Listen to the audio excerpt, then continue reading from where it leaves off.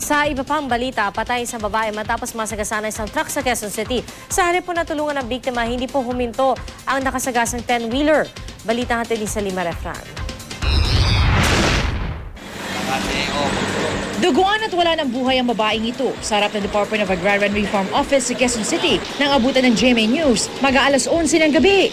Nasagasaan daw ito ng isang truck. Ayon sa mga saksi, nakapark sa gilid ng daram truck nang dumating ang nasabing babae. Pero nang bigla raw umandar, nataranta raw sila. Sinigawan ko nung una, di umatras siya. Nung paalis siya yung truck, nung gumugulong na talaga, biglang humiga na, wala na. Nagulungan ang babae na nasa ilalim nito. Hindi na ito huminto. Patay agad ang hindi pa rin nakikilalang babae na umano'y palaboy-laboy lang daw sa lugar. Hindi raw naplakahan ang nasabing truck. Salima Refran, GMA News.